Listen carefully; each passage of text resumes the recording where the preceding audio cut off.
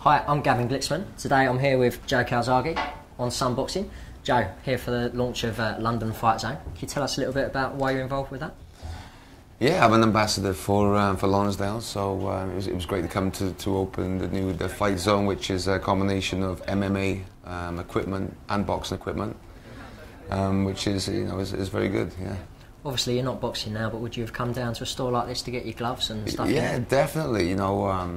I started boxing as a 9-year-old, so even my first few fights, I always wanted to get the Lonsdale shorts and the Lonsdale gloves. And remember coming to the old store, Denny Mancini store, and kitting myself out. Normally just on my birthdays with a pair of Rayas or a pair of shorts. So yeah, it's great that they can come to Lily White's and on the 6th floor and have a taste of a proper, feels like a proper boxing store where it's all dedicated to boxing, with the shorts, the gloves, and everything else, the MMA stuff. So yes, I'm impressed. I'm very impressed. When you are in a store like this, you see the gloves hanging up everywhere. Are you tempted to pull them back on and lace them up one more time? No, I always ask that question, man. Like I said, 3 years since I retired. Don't get me wrong, I still keep fit, still train, and I got a punch bag in my gym, so I still work out sometimes. But you know what? Nah. Okay. Too hard. One of your last opponents, obviously Bernard Hopkins. He was in action the other night and he lost to Chad Dawson. Is that it now for Bernard? I think, for a 47-year-old man, I thought he done great. I always thought that Dawson would win that fight just because of being a southpaw, fast, and obviously being taller and the youth and everything else. But I think he'll fight again because Bernard wasn't hurt in the fight. He came out of the fight like he usually does. Without a mark on him, and I think if the money's there, he will fight again.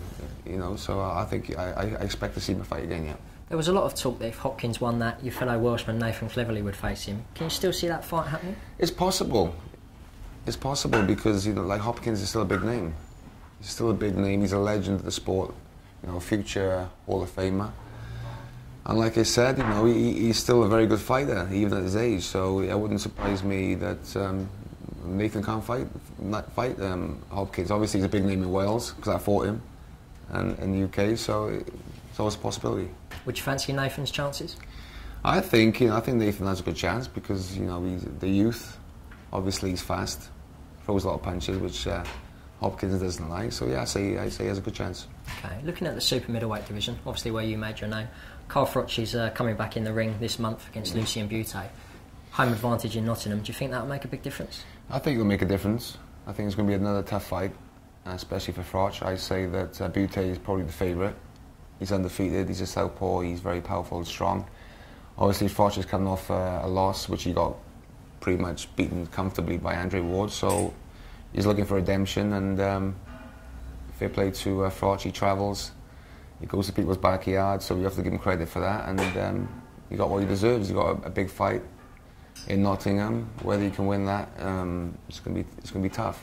Coming off a loss as well, it's going to be tough. If you were in Carl's shoes, would you come back from maybe a more comfortable fight, or does it just spur you on to know that there's a title on the line and you just go for it? You have to have big fights, man. At the end of the day, when you're fighting the Super Sixes, you're fighting on the top stage.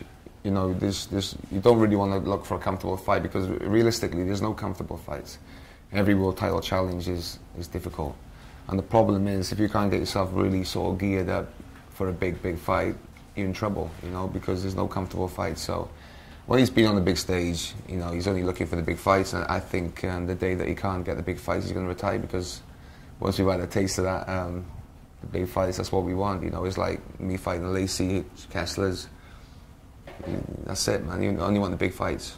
So if I put you on the spot now, will Carl Froch walk out with that title around his waist? It's difficult. If I'm trying to be honest, I got to say Bute's a favourite, but I think home advantage does count for a lot. And if Carl can drag him into a war, into a toe-to-toe, I see the crowd spurring him on and maybe getting the win. But I think Bute is not coming to England unless he's 100% confident, and I think it's going to be a tough night. I think there's a good chance, but it's going to be tough.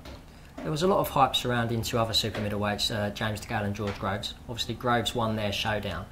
It's kind of died off a little bit now, the rivalry, and not only that, but they seem to have dropped out, especially James DeGale. He's European champion, but are you surprised that maybe he's not been pushed that little bit harder? I think so. I thought that obviously DeGale lost, didn't he, in that big fight with George Groves, and it takes a while to sort of pick yourself back up because a lot of people expected him to. I thought he was going to win. You know, a lot of people expected him to win that fight. It wasn't a very, very good fight to watch. I thought Groves had the best plan, didn't he? You know, to outbox DeGale.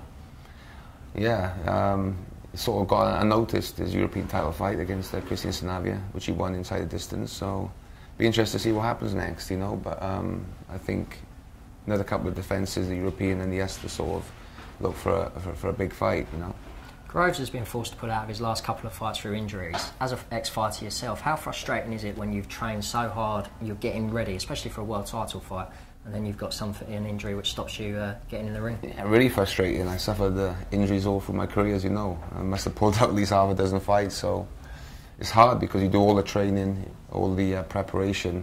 You don't get paid at the end of the day because you have to pull out a few weeks before the fight, which is tough. But you know, he's had a couple of injury problems. But at the end of the day, if you're not fit, if you're not 100%, don't fight. You know, because there's no excuses after the fight if you lose. So I think he'll get his opportunity again. You know, he's a good fighter, he's undefeated. So hopefully he'll get over the injury and get a big fight. From what you've seen so far, can both DeGale and Groves go all the way to world title level? I'm not sure, to be honest. I've not seen anything yet to say that they're world-class fighters, but not to say they won't be world-class fighters. Obviously, pedigree-wise, DeGale being Olympic champion, obviously it's a bit of a stop-start career. Groves is undefeated. It's difficult to say. You know, I think they're just building up, doing well with the experience.